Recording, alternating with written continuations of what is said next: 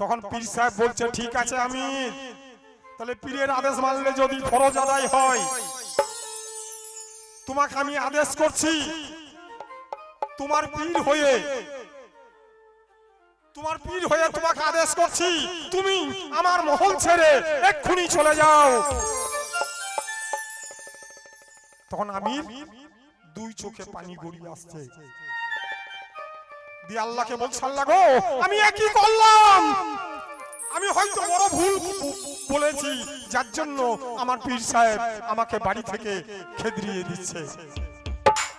তো তখন গড়গড় করে চোখ দিয়ে পানি আসছে, আর পীর সাহেবের রাঙ্গা চরণ দুটি পানে তাকিয়ে আছে। আমি এইবার চলে যেছে, আস্তে আস্তে চলে যেছে, আর চোখের পানিতে তার পাঞ্জাবিটা ভিজে গেছে। তো তখন যেতে যেতে রাস্তার মাঝে গিয়ে রোহাট করে কাঁদতে শুরু করলো, যে আল্লাহ আমি কি করে এলাম, আমার পীর সাহেবকে আজ থেকে আর দেখতে পাবো না, আমার পীর সাহেবের ওই রাঙ্গা কদম দুটি আমি আর চুম্বু নিতে পাবো না। বাড়ি চলে এলো, ও যে বাড়ি চলে এলো, পীর সাহেব তখন ভক্তদিকে বললো বাবা ভক্ত তোমরা একটা কোয়ালি দল নিয়ে এসো, কোয়ালি গান শুরু করো, আমি কোয়ালি গান শুনবো, তাড়াতাড়ি তোমরা একটা দল নিয়ে এসো। হ্যাঁ, একটা কোয়ালি দলকে ডেকে নিয়ে চলে এলো, কোয়ালি গান হচ্ছে আর পীর সাহেব বসে আছে। তো বসে থাকতে থাকতে কাছে যা ছিল টাকা পয়সা দিয়ে দিল, তারপর আর টাকা পয়সা দিচ্ছে না।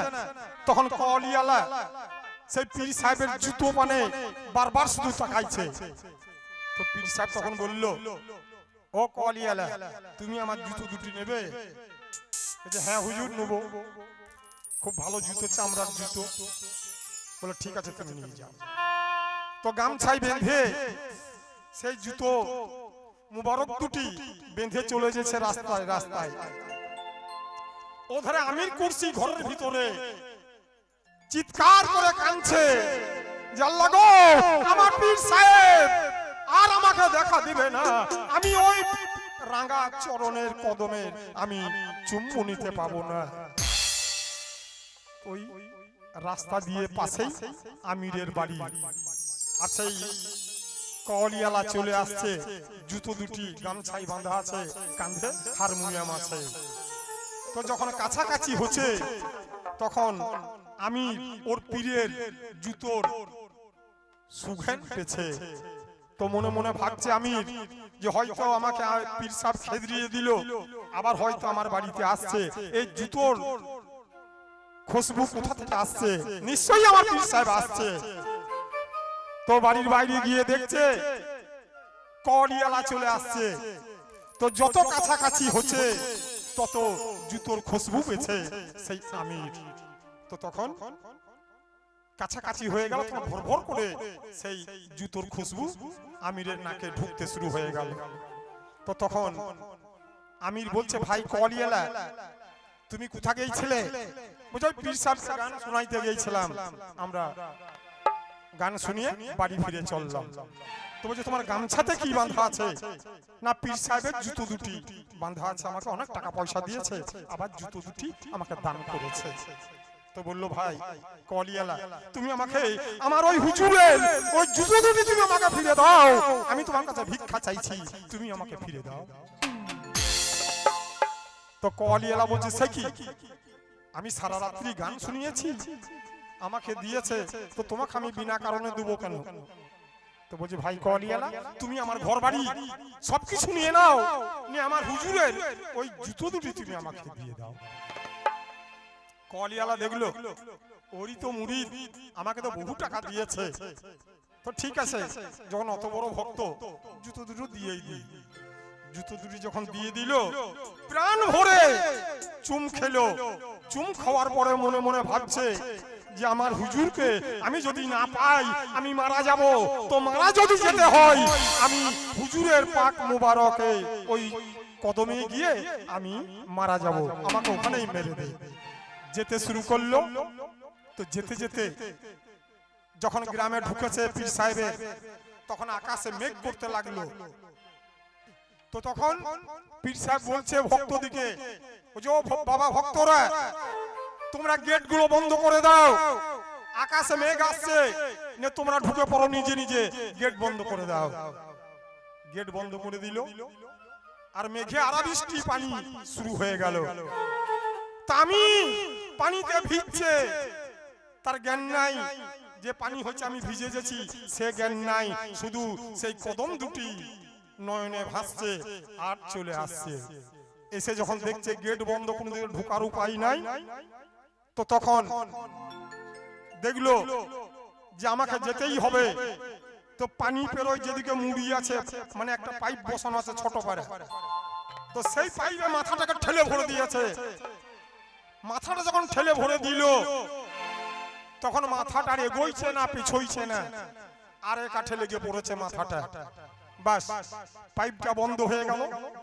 এত পানি যে পানিতে গোটা এগনে থই থই করছে। একটি ভক্ত গিয়ে বলছে পীর সাহেবকে, যোগো হুজুর, এগনেতে পানি তো পার হচ্ছে না। তো পীর সাহেব বলছে, ওই পাইপে কিছু লেগে আছে, ছাড়িয়ে দাও গো, শাবল নিয়ে যাও, নিয়ে ছাড়িয়ে দাও।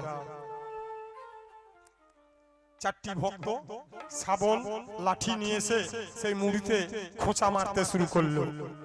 খোঁচা যখন মারতে শুরু করলো, তখন আমিরের মাথায় গিয়ে সেই শাবলের খোঁচা লেগে গেল।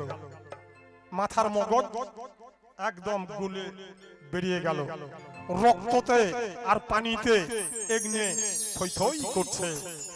আবার গিয়ে বলছো গো হুজুর, এ কি ব্যাপার, এগনের মধ্যে এত রক্ত, এত পানি কোথায় থেকে আসছে?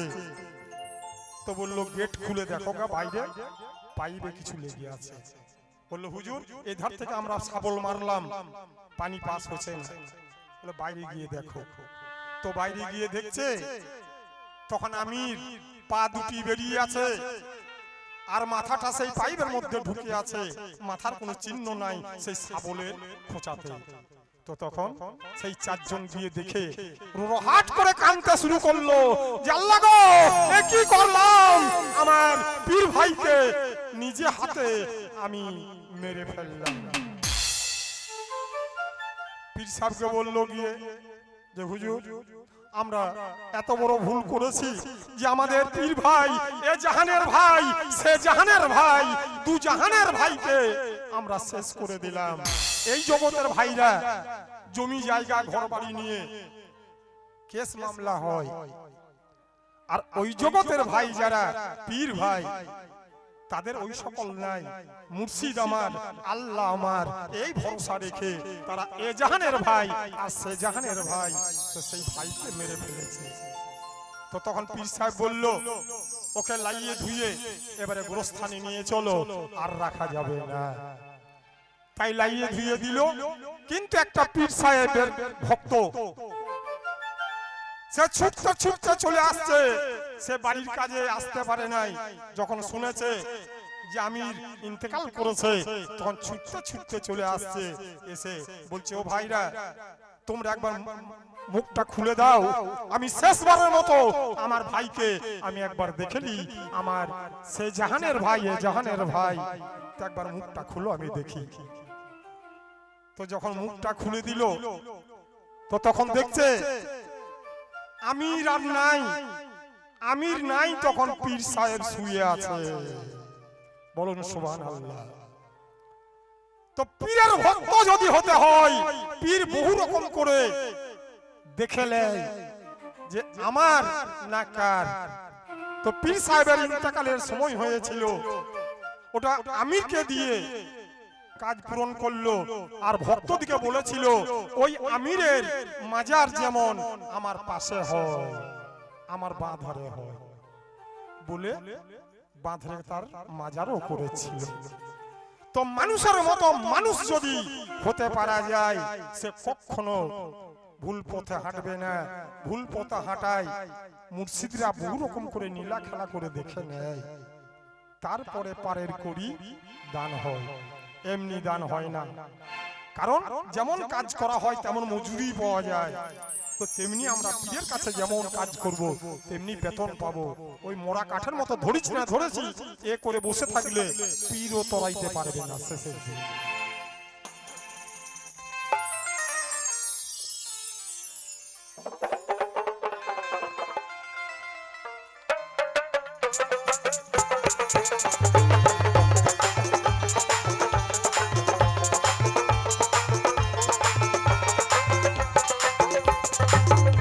সূর্য ভূত মালকুত মুকামা হাওয়া মুকামা হাওু পুজো মুকাম মুহাম্মদার ঘরে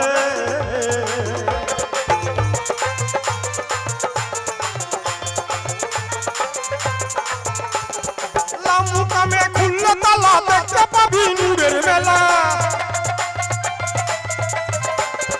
লাম মুকামে খুললে তালা দেখতে পাবি নূরের মেলা। সোনার মানুষ সোনার মানুষ সদাই ঝলক মানে আপন ঘর। রূপসাগরে ডুবলে পাবি রূপসাগরে ওরে রূপসাগরে ডুবলে পাবি তারে আপন ঘর। রূপসাগরে ডুবলে পাবি রূপসাগরে ডুবলে পাবি রূপসাগরে ডুবলে পাবি তারে